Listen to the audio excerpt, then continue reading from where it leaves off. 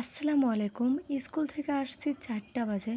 তখন ভিডিও করার মতন কোনো টপিক পাচ্ছিলাম না যে এইটুক সময়ের ভিতর কী আর করব, আর কেমনই বা ভিডিও করব। তো আমার আম্মু বলছিল যে আম্মুর নাকি পিঠা খাইতে মন চাচ্ছে। তো আমার বলছিল তাহলে তুমি পিঠা বানাও, বানায় ওইটারই একটা ভিডিও করো। কী আর করবে, এখন তো তোমার হাতে তেমন একটা সময়ও নেই। তো আমি বললাম হ্যাঁ মা, তুমি ঠিকই বলছো, তাহলে আমি তাই করি। তো যেমন কথা তেমন কাজ, আমি পিঠা বানানোর জন্য পানি গরম করে ফেললাম, আর তার ভিতর আটা দিলাম, লবণ দিলাম, দিয়ে ভালোভাবে আমি এটা মিক্স করে নিচ্ছি। ভালোভাবে মিক্স না করে নিলে তো হবে না। চুলার উপরে রেখে করে নিচ্ছি, তারপর এটা সরিয়ে ফেললাম। আর এখানে আলাদা করে পিঠাতে দেওয়ার জন্য কোনো কিছু আমি তৈরি করিনি, কারণ গরুর ভুঁড়ি আলু দিয়ে রান্না করা ছিল, মানে ভাজি যেটাকে বলে। এটা অনেকেই খায়, আবার অনেকে খায় না, বাট আমরা এই জিনিসটা খাই, খুব পছন্দ করি। তো এই জিনিসটা আমি ভেজে নিয়ে নিলাম, মানে একটু গরম করে ফেললাম। ফ্রিজে রাখা ছিল, যার কারণে আমি গরম করে নামিয়ে রাখলাম। তারপরে আমি মেখে রাখা আটাগুলো এখন রুটি বানাবো। রুটি বানানোর পরে কেটে কেটে পিঠার মতন করে ফেলবো, যার কারণে আমি একটি পাত্রে এটি ঢেলে নিচ্ছি। আর আমি খুবই চালু চালু ঢেলে নিচ্ছি, তাই না? আসলে গরম তো, একটু তো ঠান্ডা করতে হবে, ঠান্ডা না করলে কিন্তু হবে না। আর আমার আগের ভিডিওতে অনেকেই কমেন্ট করেছেন যে আস্তে আস্তে কথা বললে ভালো হয়, কেউ আবার বলে আপনি যেভাবে বলেন সেভাবেই ভালো লাগে। যাই হোক, সবার কমেন্টের উপর লক্ষ্য করে আমি কিন্তু আস্তে ধীরে মনে হচ্ছে দুইটাই মিক্স করে বলছি।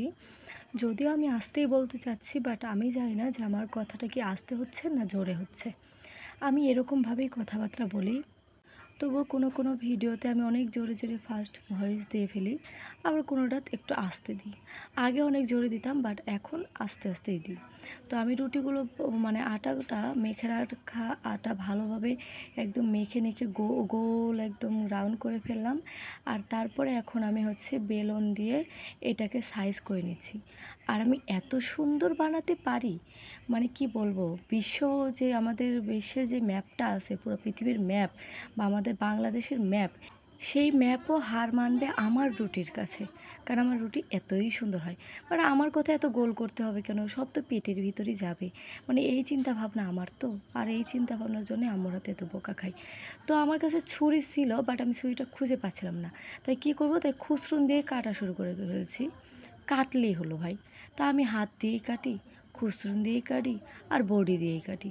কাটা হলেই তো হলো। তো প্রথমটা বানাতে যে আমার একটু ফেটে গেছিলো ইয়েটা, কারণ আমি বেশি জোরে চাপ দিয়ে ফেলছিলাম। সমস্যা নেই, মানুষের প্রথম প্রথম ভুলই হয়, আর ভুল থেকেই মানুষ শিখতে পারে, এটা কোনো ফ্যাক্ট না। এটা ভেবে বসে থাকলেও হবে না। হ্যাঁ আমার ভুল হয়েছে, তো কী হয়েছে, আমি তো ভুল থেকে শিখতে পেরেছি। পরেরগুলো যেগুলো হয়েছিল, মাশাল্লাহ মাশাল্লাহ অনেক সুন্দর হয়েছিল। তো তারপরে আমি এই তেল গরম করতে দিয়ে ফেললাম।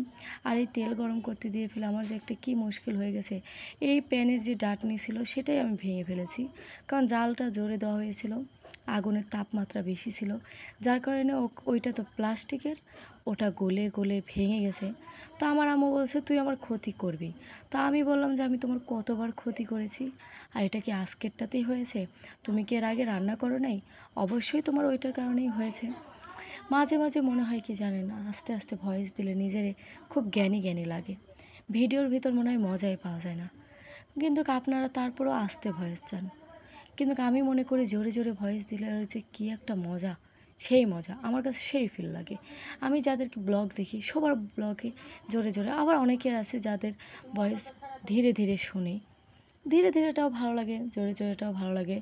আসলে বলতে গেলে কি, নিজের কাছে নিজের ভয়েস ভালো লাগে না, কিন্তু অন্যের ভয়েস খুব ভালো লাগে।